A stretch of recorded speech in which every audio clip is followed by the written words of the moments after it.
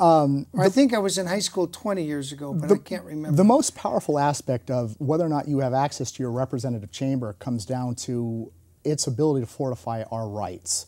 And it was famously read. One of my absolute favorite law archetypes, I would call him, Sir Edward Coke. And I call him Coke because his name is C-O-K-E. And if you say Cook, everybody says, oh, you mean the guy who was sailing in the South Pacific? Right. He was the Speaker of the House of Commons in, I think it was 1593. And he was running an excellent parliament. Queen Elizabeth was queen. And he stopped in front of the Commons. He said, I'd like to tell you your story. He closed the book.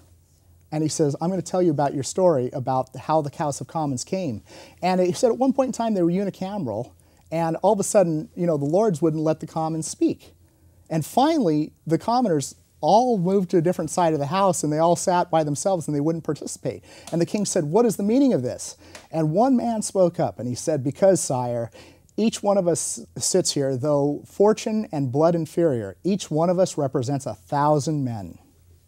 1,000 men. They were all elected there by 1,000 men.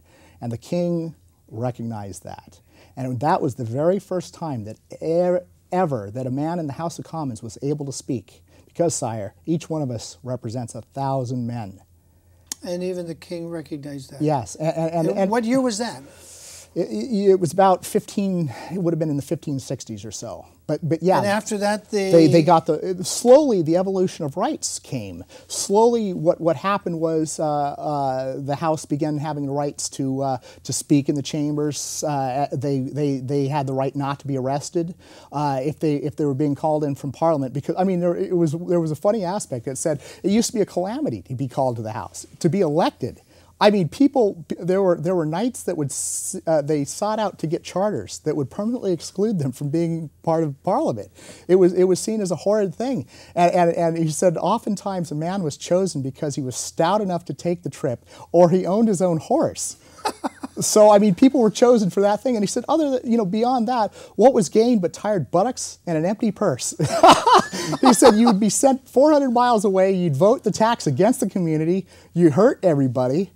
And he says, what the hell was gained from this?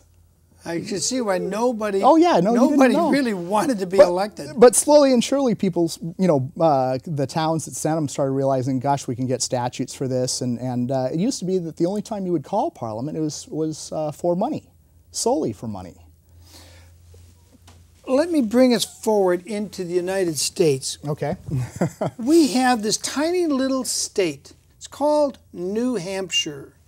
They got 400. They have 24 senators. And interestingly enough, their Senate is now a majority women. They now have, of the 24, I think 13 or 14 are now women. They're the only chamber in history in America that has a majority of women.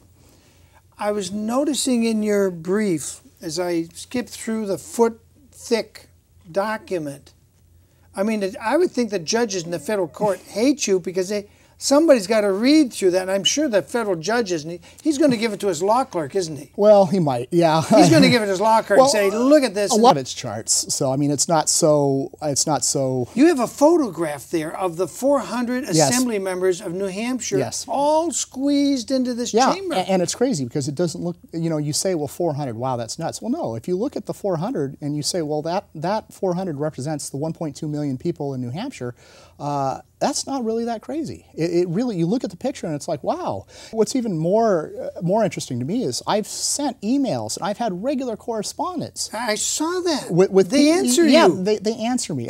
I mean, that just beyond belief. You can't get Hannah Beth. Well, what's her name? No, Hannah Beth Jackson? No, Pedro Navas. Oh, Pedro Navas. You can't get him to answer you. No, you nothing. can't get Abel Maldonado to answer you. Yeah, no, it doesn't. Nobody in our state legislature will bother to even answer their email other than with one of those blanket automatic responder messages is all you get from them. You got sitting representatives in New Hampshire, and one of them looked like he was afraid you were in his district. Yeah, and he hadn't answered you soon enough. Yeah, and he was worried about that. He didn't get back to me in 2 months, and then he said, I'm sorry, and I was just asking what their budget was. And he got back to me 2 days later after 2 months after he realized he missed the email, and he said, oh, we're 17 million in the black. Yeah. In the good. Yeah. In New Hampshire. Yes. While the rest of the states are in the red. Are in so red, drowning. So having more assemblymen yes. would actually get us to a balanced budget. Yes. It would get the common people in there instead of loaded with lawyers and lobbyists. Yeah. Yeah. And they would cut that budget. They'd find a way. They'd have enough people to fill all the committees, wouldn't they? Oh yeah, absolutely. Yeah, it's so odd when you look. So what if the federal court looked at your lawsuit, and let's just supposing, I'm trying to think of a federal judge in the 9th District who might end up with this, actually. Take Smith. I don't know if there is a Smith. Okay. He actually reads it. Yeah. And he says, hot damn, this is the solution. This is the solution. We're going to unplug our docket and get rid of all these improper lawsuits. If we give the people back their legislature, yeah. I order them to increase it in the next reapportionment to 1,000 assemblymen. Would that make you happy, or do you still have to be larger? Well, your chart says we should have 12,000. Yeah, well, they have to base it on something. One of the best, well, just in general, it's reason. It has to be reason. So you're saying 1,000, and I'm saying, well, 1,000 still, point blank, is arbitrary. And really, in all honesty, no less arbitrary than 80. You're pulling this out of the air. Well, it increases the representation a whole lot more. Oh, I agree. Yeah, and that's I can't complain about. So right now, one representative represents about 460,000. 480, really. By the time they get the reapportionment done, it'll be 500,000. Oh, easy. Yeah, we're yeah. So if we quadrupled several times and increased it to say 20 times the 80, that would be 1,600. Would that be sufficient? Because that would then bring the representation down to one rep for what? About every 20,000. 20,000. I think that's workable. Yeah, I still don't think it's constitutional, but I'm not going to complain. So you'd be happy if they increased it to 1,600? I would be happy if they went to 400. One of the reps suggested we should at least have their 400. And truthfully, well... But that's a tiny state. We're much larger than they are. So what? They only got 1 million. We've got 36 million. 38 million, yeah. Well, 38, 36. counting the illegals. Yeah. So based just on the population, they got 400. We should have... 12,000. 36 times 400 at least. Yeah, 12,000. 12,000 state